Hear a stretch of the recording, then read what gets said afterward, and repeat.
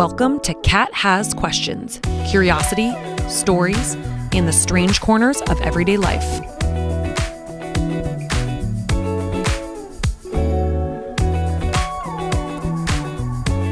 Hello, I'm Kat, and today I am so excited to tell you this story because it hits close to home, very close to home.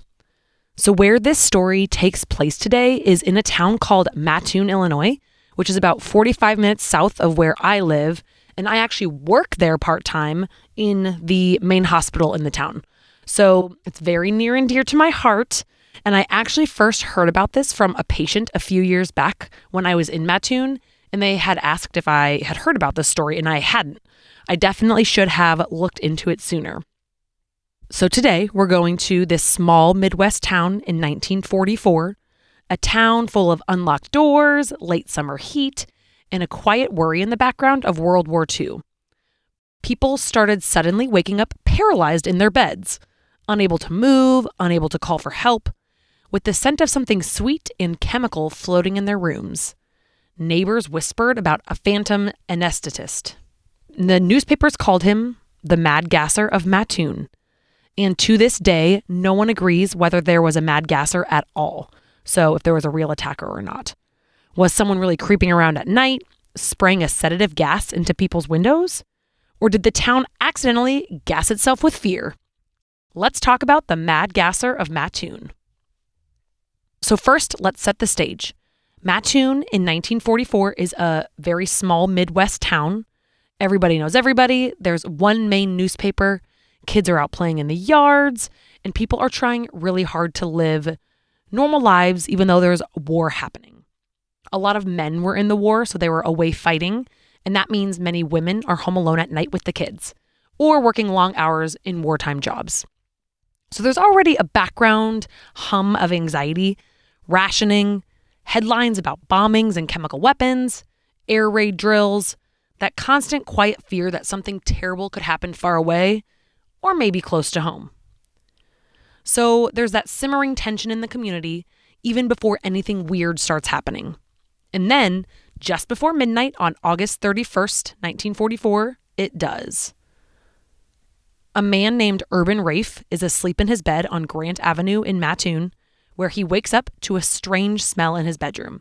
Not cooking gas, not anything familiar, not the normal house smells, not a gas leak that he recognizes. It just smells off. He feels nauseous and dizzy. Eventually, he starts vomiting. His wife tries to get out of bed to help him and check the stove because that's where your brain goes, right? Like, is the gas on? Did the pilot light go out? And she tries to swing her legs over to the side of the bed, but she realizes she can't move her legs. She tries to stand again. Nothing. She's awake, conscious, and her lower body will not cooperate. Her legs feel heavy, and she kind of realizes she's partially paralyzed, which is absolutely terrifying. They both eventually recover, and they chalk it up to some kind of gas issue in their house, but they just can't find a clear explanation. And that might have just stayed a weird one-off story, until the next night when something much stranger happens. So now it's September 1st. A woman named Aline Kearney is at home with her kids and her sister, while her husband Bert works the late taxi shift. She's in bed, windows open, warm night breeze drifting in. She catches a whiff of something sweet, almost floral. She thinks maybe it's someone's garden outside, but then it gets stronger. Too strong. Aline suddenly feels her legs going numb. Her lips and throat start burning like she inhaled something caustic. She tries to stand and her body just does not obey. This is panic in its purest form. You're awake, and you can feel your body just shutting down. She calls for her sister, who rushes in and smells it too. This heavy, sweet scent hanging around the window. They call the police. By the time the officers arrive, the smell is fading, and Aline can move again very weakly. There's no sign of forced entry, no footprints, no residue, nothing. Later that night, Bert, her husband, comes home from his taxi route. He walks around the house with a flashlight. And that's when he sees a figure crouched near the window. Tall, thin, wearing dark clothing and a tight cap. Bert runs toward him, but the figure bolts into the darkness and vanishes. And that moment becomes the visual everyone uses for the rest of this panic. The next morning, the newspaper headlines blaze. Mrs. Kearney and daughter, first victims of anesthetic prowler. And the town of Mattoon catches fire with this. After that headline, panic spreads. The reports explode. For nearly 2 weeks, families wake up numb. People smell sweet chemical odors. Men swear they hear a buzzing sound outside like a spray gun. A few claim they saw vapor drifting under windows. Women feel their lips burning, their legs collapsing, their voices stuck in their throats. The Cords family finds a strange cloth on their porch one night. Belua Cords picks it up, smells it, because of course that's what we would all stupidly do, is pick up a rag outside and smell it, but they instantly feel sick. Her face tingles, her throat burns, and she collapses. Beside the cloth, there's a skeleton key and a tube of lipstick. The cloth is tested, but nothing is found. Police flood the streets. The FBI is even contacted. And people start nailing their windows shut. And those who don't experience anything start to wonder if someone might be the next victim. Fear spreads faster than any gas ever could. So this is where Mattoon gets truly cinematic. Because once the fear spreads, so do the suspects. And they're not just suspects, they're characters. So the first suspect is a man from one of the plants. Mattoon's factories used a sweet-smelling solvent that in the right conditions cause dizziness and numbness, probably if you inhale too much of it. And quietly people start whispering about one man, a chemist, a tinkerer, someone who likes experimenting with fumes and strange liquids. Neighbors say he would come home late at night smelling like chemicals. People eye him walking alone in his dark work uniform at strange hours of the night. Nothing concrete, but in a scared town, nothing concrete still feels like, maybe. So next, a witness shakes everything up.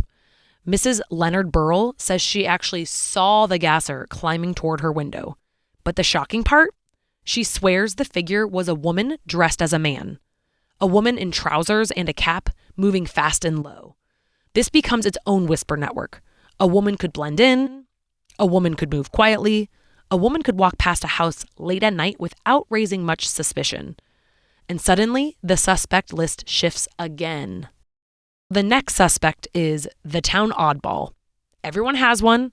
The quiet, reclusive guy people always look at sideways. In Mattoon, that was Lewis Ford. Tall, thin, walked everywhere. Known for messing with chemicals when he was younger. Some neighbors say the shadow they saw under their windows looked like him. Others defend him completely, saying he was harmless and eccentric, not sinister. Police talk to him once or twice, but find absolutely nothing. Still, in a boiling town with fear, Lewis becomes the easiest target. So this brings us to our next one, and this one is a bit uncomfortable. So potentially the husband who saw too much, Bert Kearney. So this is the husband of the second story we talked about with the woman, and her husband was the taxi driver who was out and about that night. Again, he was never accused of anything, and there is zero evidence he did anything wrong. But the whisper started anyways. People ask, why was Bert the only person who ever got a close visual of the gasser? And why did the gasser conveniently run from only him? Why did the Kearney house get the most dramatic attention? The far more likely explanation is just human nature. Bert comes home late, adrenaline is high, and the neighborhood is on edge.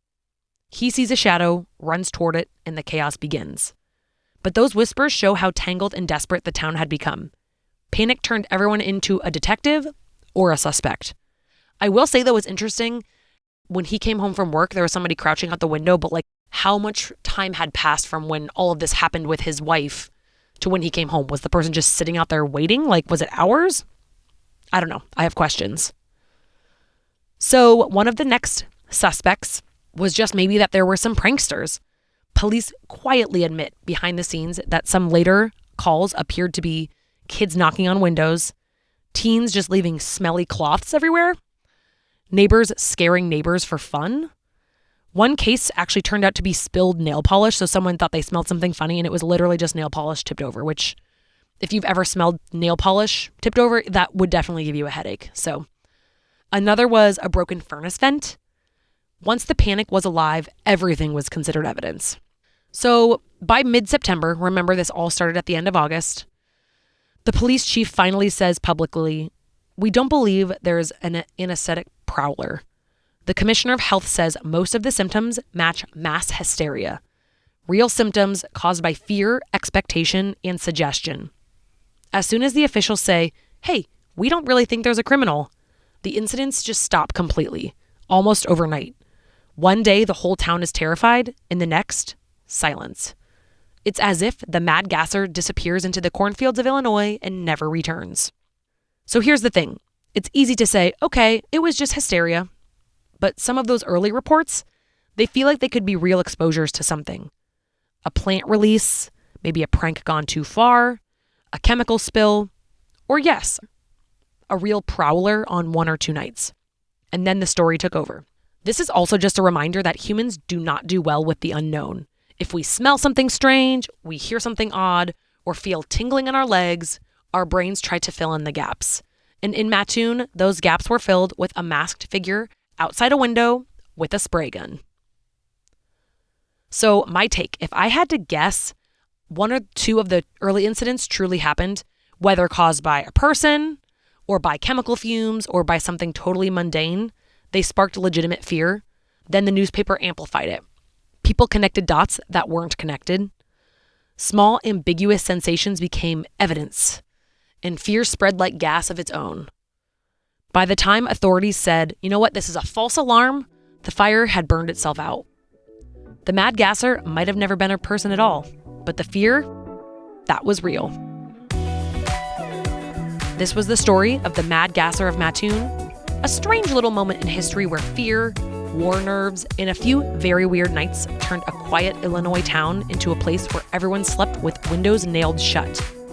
If you like this episode, it means so much if you follow the show or leave a rating. It can help other curious people find us. I'm Kat, and I will talk to you next week. Thanks for listening to Kat Has Questions. If you liked this episode, follow the show and share it with someone who loves a good spiral. See you next week.